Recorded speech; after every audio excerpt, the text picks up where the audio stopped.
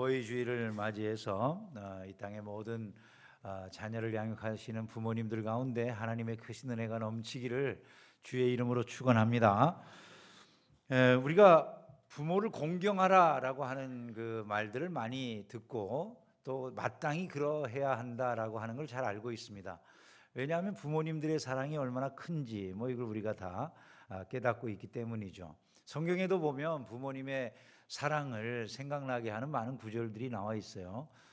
특별히 아주 인상적인 구절 중에 하나가 다윗과 압살롬에 관한 구절이다 이렇게 말할 수 있을 것 같아요.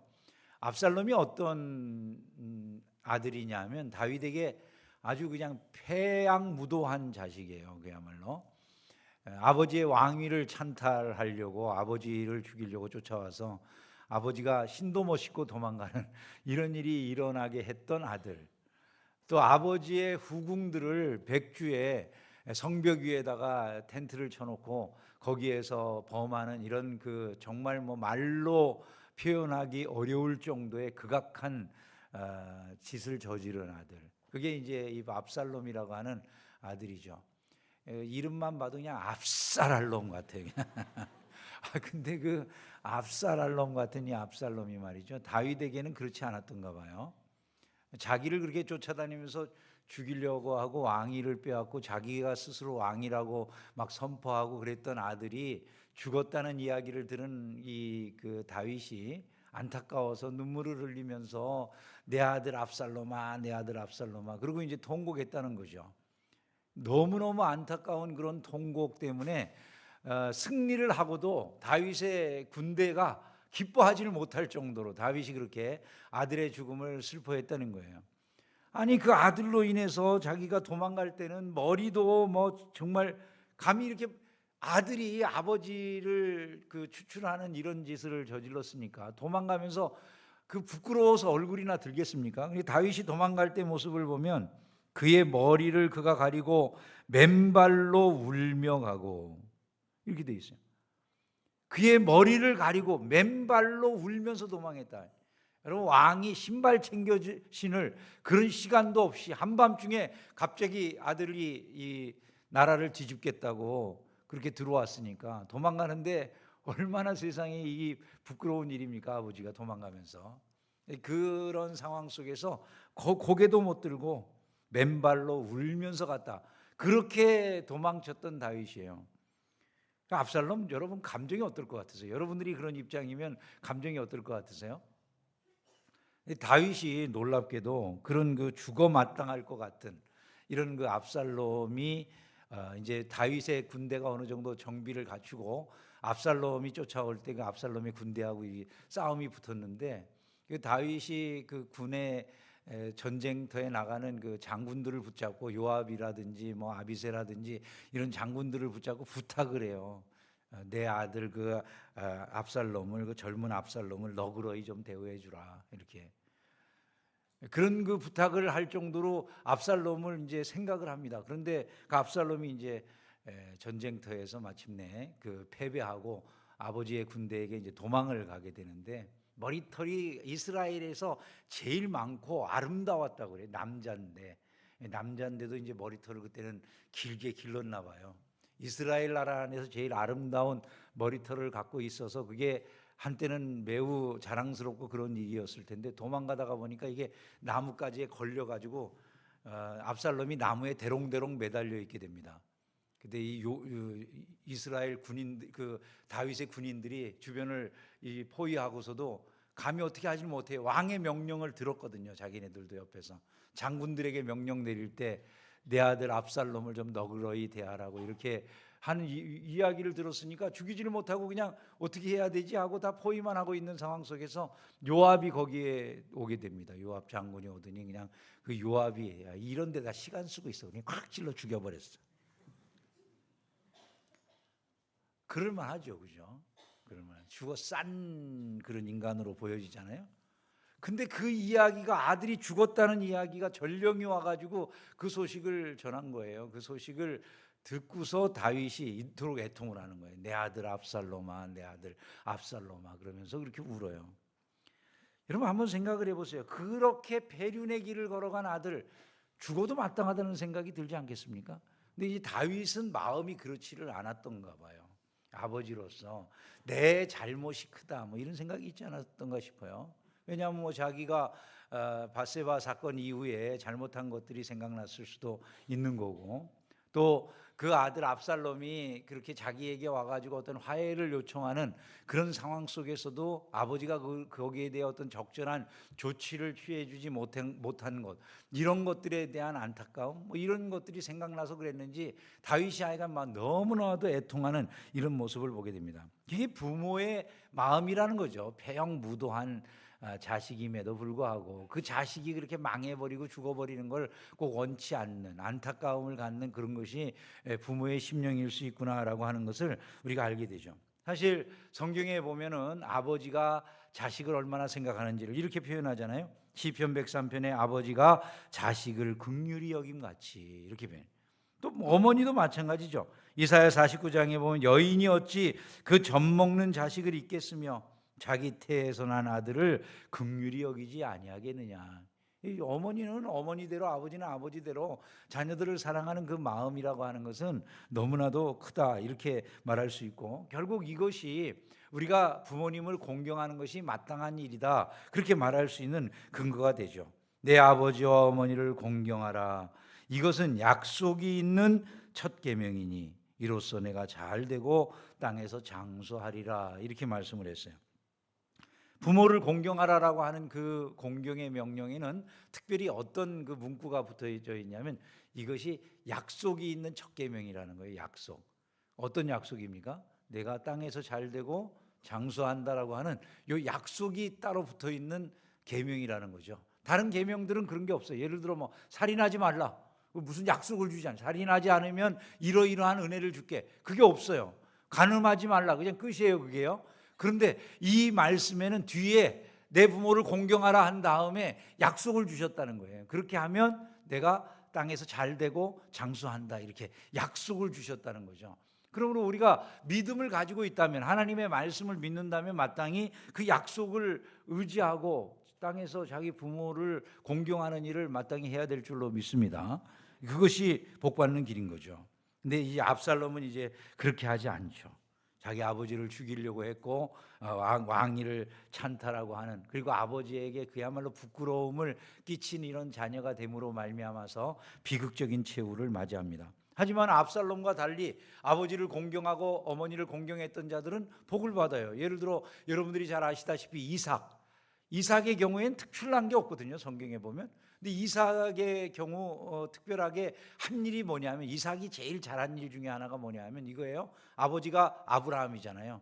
아버지가 모리아 산에 올라가면서 이삭을 데리고 올라갑니다. 그리고 이삭을 갖다가 갑자기 재물이 없다고 이삭을 잡아다가 재물로 드리려고 하는 거예요. 아버지가 지금 120세 가까이 됐어요. 아버지가요, 연세가. 그런 아버지에게 이제 한참 청년기에 이른 그 이삭이 잡혀서 거기 꼭 묶여가지고 자연스럽게 그냥 나 죽겠습니다, 아버지가 찌르시고 싶으시면 찌르세요 이러고 있을 리는 없거든요. 근데 이삭이 그렇게 했잖아요. 그냥 가만히 있었어요. 재물이 되겠다는 듯이. 그러고 나서 이삭이 받은 축복이 너무나 놀랍죠. 성경에 보면 어떤 은혜들을 누립니까? 아브라함의 뒤를 이어서 하나님께서 이삭이 가는 곳마다 이삭이 우물을 파면 우물이 다 터지는 거예요. 그게 뭘 말하느냐 하면, 예전에 그 사막 같은 그런 광야 같은 곳에서 삶을 살아가는데, 아니 그곳에서 우물을 파서 우물 하나를 갖는다는 건 큰 사업을 하게 된 거와 마찬가지예요. 오늘날로 바꿔 말하면 그냥 사업을 하는데 하는 사업마다 다 터지는 거야. 그냥 여기서. 그것뿐만이 아니에요. 같은 땅에 농사를 지었어. 한 땅에 농사를 지었는데 같은 땅에 농사 지은 사람들 중에서 이 사람 땅에만, 이삭의 땅에만 100배의 결실이 있었다는 거예요. 100배의 결실. 그래서 나중에 이삭이 거부가 됐다. 성경은 그렇게 기록하고 있어요. 그런 거 보면 이삭이 자기 아버지 그 아브라함에게 순종한 결과가 얼마나 놀랍게 나타났는가 하는 것을 우리가 알 수가 있죠. 여러분들이 잘 아시는 룻도 마찬가지죠. 시어머니가 홀로 남아 계신 그 시어머니 모시겠다고 자기가 끝까지 그 시어머니를 따르고 그 시어머니를 봉양하는 일을 이렇게 하던 가운데 좋은 남편 만나서, 보아스라고 하는 남편 만나서 인생의 말년이 풀리게 되어지고 자식도 낳고 그 자녀들이 전부 다 다윗 왕가의 조상들이 되는 이런 일들이 벌어지지 않았습니까? 그래서 이러한 그 성경 말씀의 내용들을 보면 부모를 공경하라고 하시고 그 땅에서 잘되고 장수한다라고 하는 그 말씀들이 함께 연결되어져 나오는 것을 우리가 알 수가 있는 것이죠. 그러면 부모를 공경해야 되겠다라는 생각이 우리 안에 있는데 어떻게 공경을 해야지 될까? 그런 생각이 들지 않겠어요? 어떻게 부모님을 공경하는 것이 잘하는 것이냐? 성경은 그 부모님의 공경에 대해서 특별히 예수님이 하나님을 섬기신, 아버지 하나님을 섬기신 그것을 통해서 우리를 교훈하신다고 보면 제일 적절할 것 같아요. 예수님이 우리 선생님이시니까 예수님이 아버지 되신 하나님을 어떻게 공경했느냐, 이걸 보면 우리 부모님들을 어떻게 공경해야 될지에 대한 모델이 딱 나오는 거죠. 예수님이 하나님을 어떻게 공경하셨을까요? 첫 번째로는 하나님을 아주 기쁘시게 해드리는, 하나님의 기쁨이 되는 그런 일을 하셔요. 부모를 공경하는 일의 첫 번째가, 그래서 우리가 부모님을 기쁘시게 해야 된다, 이렇게 생각할 수 있는 거죠. 하나님이 예수님을 보시면서 뭐라고 말씀하십니까? 이는 내 사랑하는 아들이요 내 기뻐하는 자다, 이렇게 말씀하셔요. 예수님은 하나님께 기쁨이 되는 아들이신 거예요. 성자 예수님이 하나님께, 아버지 하나님께 기쁨이 되는 아들. 우리도 예수님처럼 그런 소리를 들을까요? 아니면 집에서 여러분을 생각할 때 부모님이 정말 우리 아들 우리 딸 내가 기뻐하는 아들 딸이야 이러시나요? 아니면 여러분 생각만 하면 여기가 막 스팀이 난다고 생각되고 그냥 그리고 막 열받아 가지고 그 왼수 같은 놈 이러시나요? 이런 걸 우리가 생각을 해봐야 된다는 거죠. 예수님은 심지어 이렇게 말씀하셔요. 나를 보내신 이가 나와 함께 하시도다. 예수님 보내신 이가 누구시죠? 하나님이시죠, 그죠? 하나님이 나와 함께 하신다. 나는 항상 그가 기뻐하시는 일을 행함으로 나를 혼자 두지 아니하셨다, 이렇게 말씀해요. 나는 항상이에요. 그냥 어느 순간에만이 아니라 항상 하나님이 기뻐하시는 일을 행한다. 아버지가 기뻐하시는 일을 한다는 거죠. 우리가 보통 이렇게 어버이 주일이라든지 어버이날 맞이하면 카네이션을 사고 이제 부모님에게 뭔가 선물도 해드리고 그러죠, 그죠? 근데 1년 중에 그날 하루인가요? 항상인가요? 솔직해서 좋으신 거예요. 그죠? 그날 하루가 되는 경우들이 많잖아요, 그죠? 그날 하루. 너무 솔직해 우리는. 그날 하루야. 아니 그게 예수님하고 다른 점인 거예요, 이게요. 나는 항상 그가 기뻐하시는 일을 행한다. 예수님 그렇게 말씀하시잖아요. 우리가 본을 받으면 그렇게 항상 해야 될 텐데 이게 쉽지 않죠, 사실 살다 보면. 우리가 1년을 지내면서 부모님을 항상 생각하나요? 그런 경우가 없잖아요. 그래서 우리가 사실은 행위로 구원을 받는다는 건 일찌감치 부모 공경 하나만 봐도 저리 멀리 떠나간 거예요, 사실은요. 우리가 얼마나 구원하고 행위로 구원받는 거하고 거리감이 있는가를 우리가 알 수가 있는 것이죠, 그죠? 은혜가 없으면 우리 같은 사람들이 예수 믿는다고 내세울 것조차도 없는 자들이구나라고 하는 걸 저절로 알 수밖에 없어요. 부모 공경하는 도리 하나만 가지고 봐도 우리가 그렇다는 거죠. 예수님은 항상 그렇게 하셨다고 그러는데 우리는 항상 그게 안 되죠. 1년에 한 번 하면서 어머니 아버지 열심히 효도할게요. 다음 날부터 불효해. 그냥 오늘 그냥 하루 내가 열심히 효도할게. 그거 그냥 하루야. 작심 3일도 안 가. 그죠? 이런 일들이 얼마나 많은지 몰라요. 부모님이 학생들이 자녀일 경우에 학생인 자녀들에게 열심히 공부하라. 만약에 이 자녀가 정말로 마음이 효도하는 자녀예요. 부모를 공경하는 자녀. 내 어머니 아버지 기뻐하는 일이 이거겠구나 생각을 해서 열심히 1년 내내 항상 부모님이 기뻐하시는 일을 하면 공부도 잘할까요? 못할까요? 그런 자식을 본 일이 있으세요? 없으세요? 참 이게 슬픔이에요. 이게 우리가 살아가는 삶에 이런 모습이 나오는 이유가 뭘 것 같으세요? 이게 죄성이에요. 바로 죄성. 우리도 모르는 사이에 그런 죄성에 쌓여서 살아가는 거죠.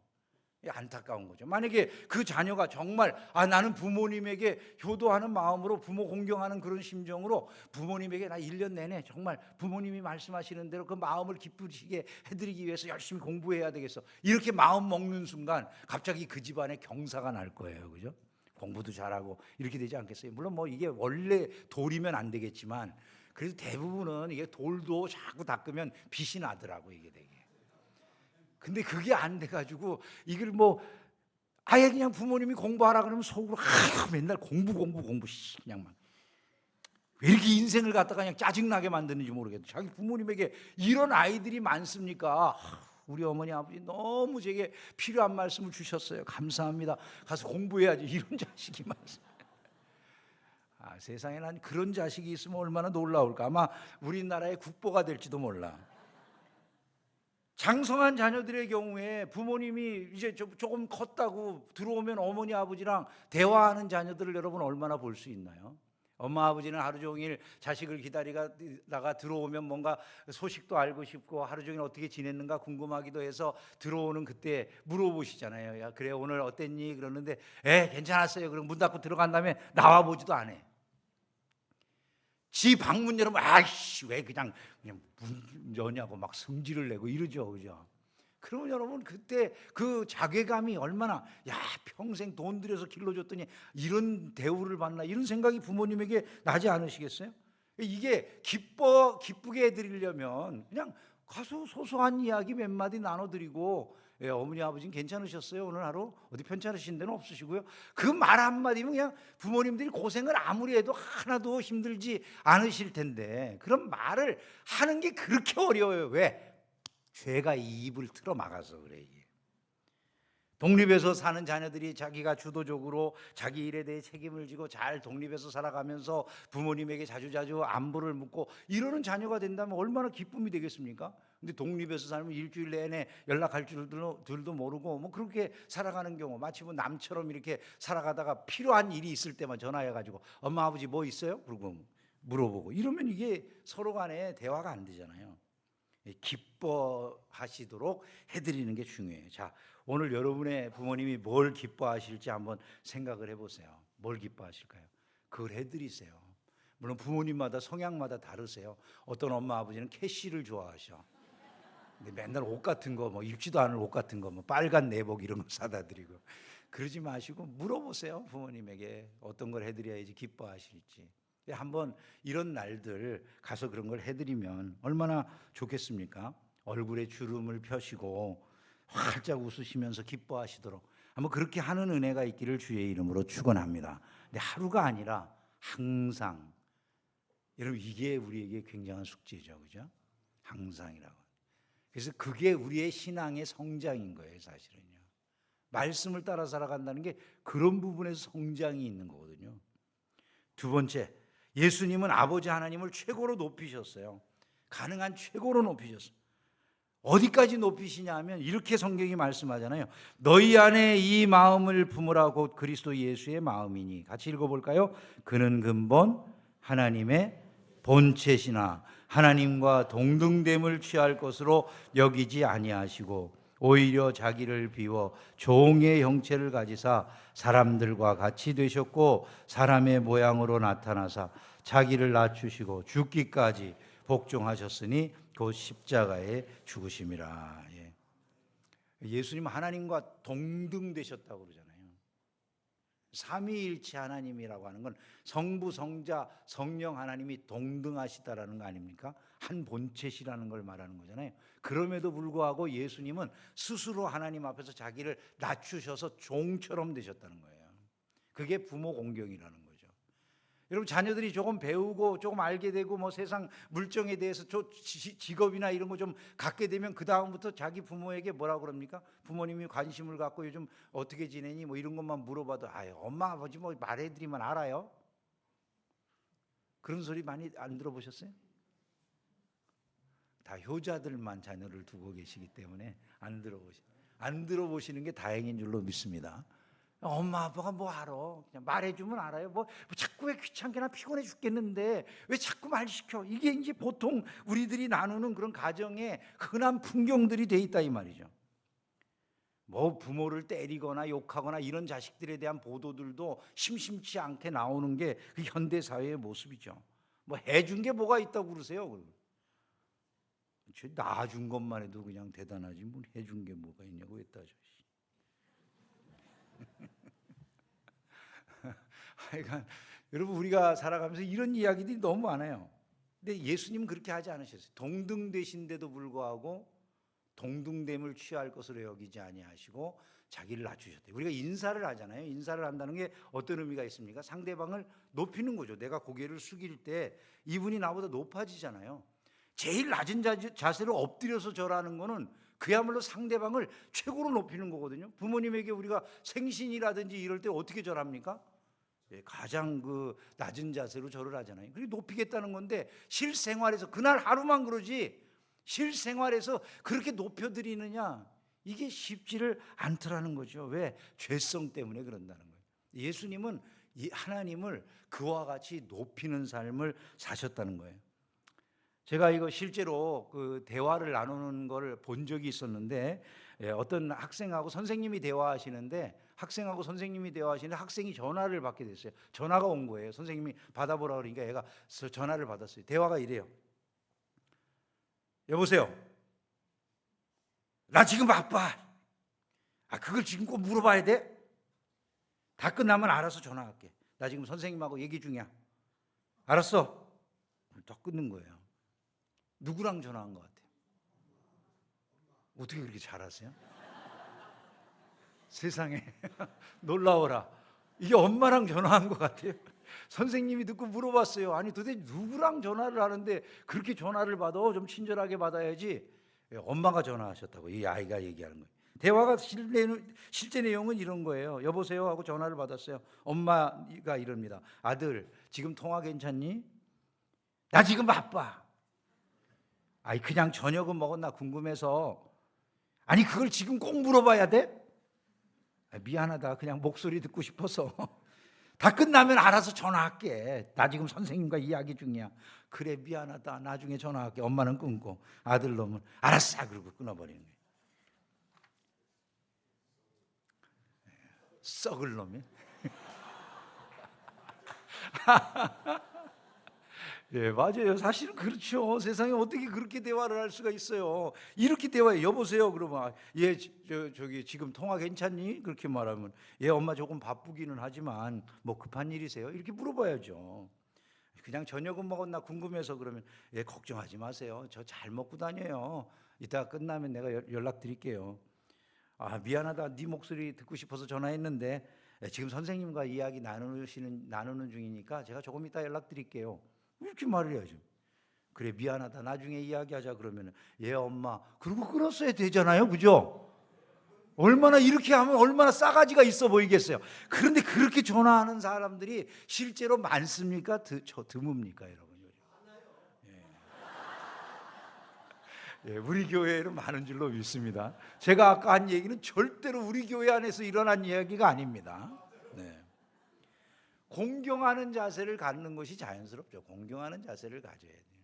예수님은 하나님 앞에서 자기를 낮추셨어요. 경청하고 존중하는 게 그게 높여드리는 거예요. 필요한 게 무엇인지 살펴드리고 하는 거죠. 공개적으로 가끔 칭찬도 해드리고 어떤 사람들에게 이야기할 때 나는 뭐 우리 어머니 아버지 덕분에 여기까지 왔어요. 상을 받거나 그런 자리에서 그런 이야기를 하면 굉장히 좋을 거 아니겠어요, 그죠? 상 받는 자리에서 제가 이 상을 받게 된 건 우리 어머니 아버지가 저 때문에 고생 많이 하셔서 제가 이 상을 받게 됐습니다. 엄마 아버지가 그냥 평생 고생을 해도 그 순간에 모든 아마 고생이 싹 사라지고 없어질 거예요. 근데 그렇게 하는 게 아니고 그냥 교만하게 뭐 탁 내밀고 우리가 내가 그냥 뭐 받은 것도 없고 가진 것도 없고 그냥 저 낮은 자리에서 내가 내 맨몸으로 혼자 고생 많이 해가지고 이 자리까지 왔습니다. 너 잘났다 그래. 여러분 이런 그 마음들이 우리에게 기본적으로 있어야 되는 겁니다. 부모에 대한 공경심이 예수님이 그렇게 하셨다 이런 거 생각을 우리가 좀 할 수 있어야 되죠. 한 가지 더 말씀을 드리면 예수님은 하나님의 뜻을 철저히 따르기로 하셨어요. 철저히 따르기로. 공경하는 것은 그분의 뜻대로 해드리는 거예요. 예수님의 말씀을 보세요. 나의 원대로 마시옵고 아버지의 원대로 하옵소서. 죽으라고 그러는데도 그 말씀하시는 거잖아요. 십자가에서 죽어라. 나의 원대로 마시옵고 아버지의 원대로 하시옵소서. 내 원대로 마시옵고 아버지의 원대로 되기를 원하나이다. 내가 하늘에서 내려온 것은 내 뜻을 행하려 함이 아니요 나를 보내신 이의 뜻을 행하려 함이라. 이렇게 말씀했어요.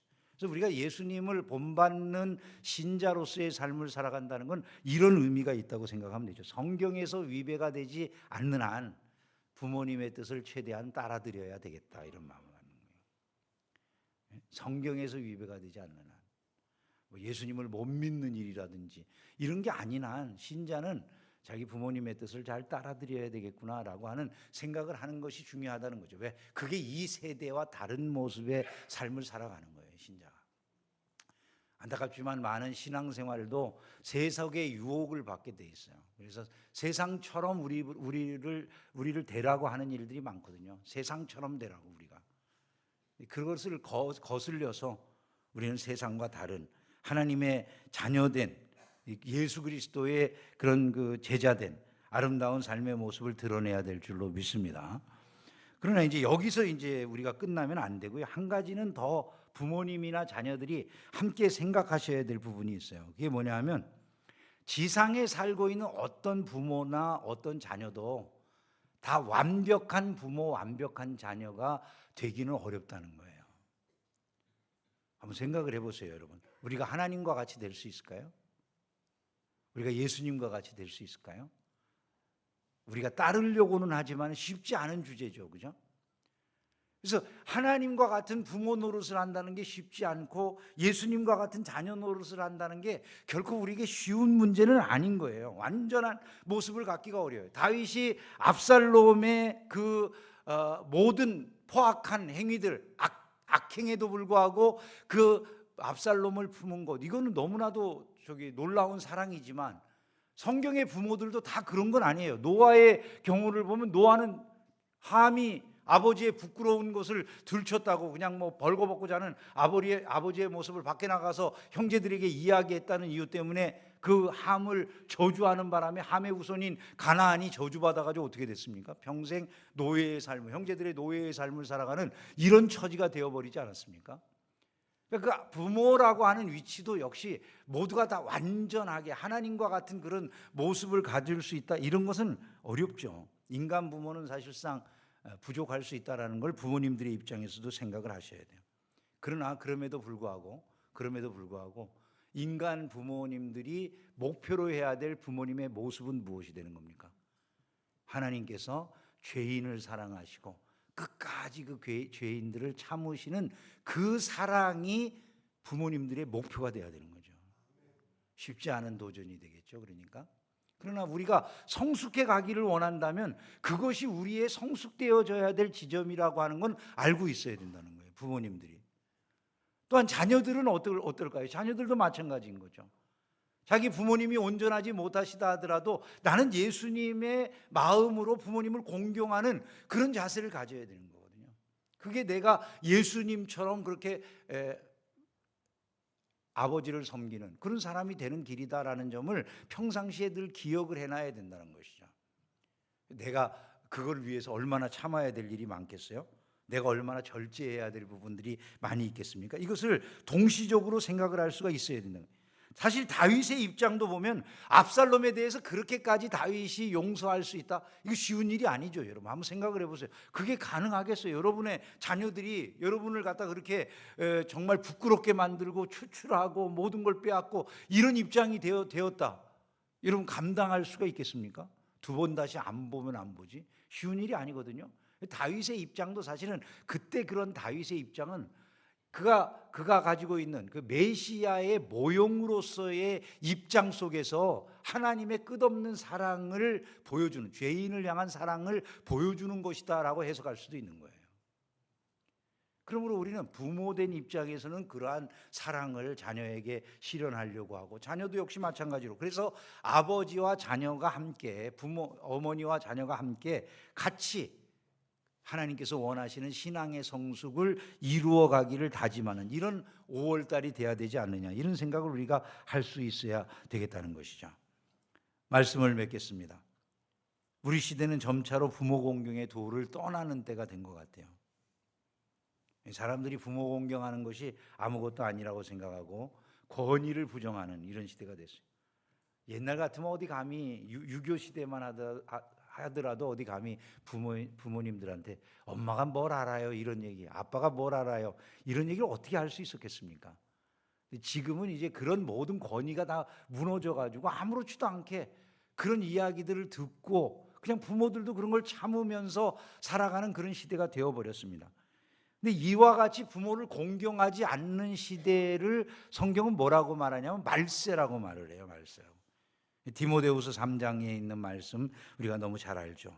말세에 고통하는 때가 이르러 사람들이 자기를 사랑하며 돈을 사랑하며 자랑하며 교만하며 비방하며 부모를 거역하며 감사하지 아니한다, 이렇게 말씀했어요.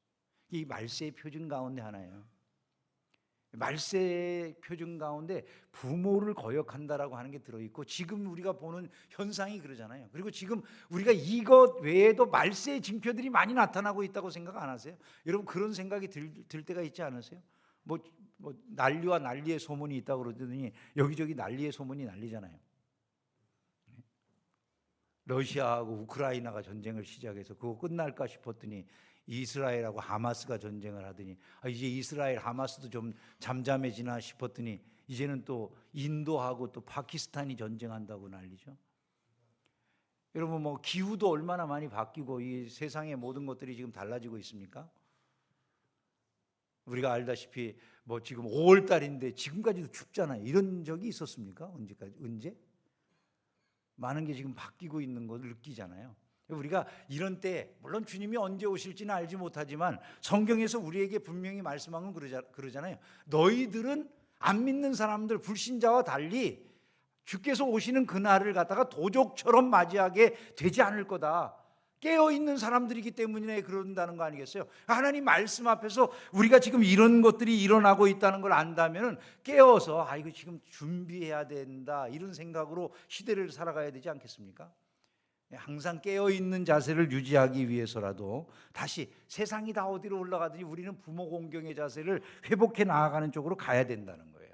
그게 저와 여러분들을 신자로 구분하는 점이 된다는 것을 믿으시기를 주님의 이름으로 축원합니다. 유교 시대의 자세를 말하는 게 아닙니다. 이게 하나님의 백성의 주님을 닮아가는 특별한 모습이라는 점을 알아야 되겠다는 것이죠.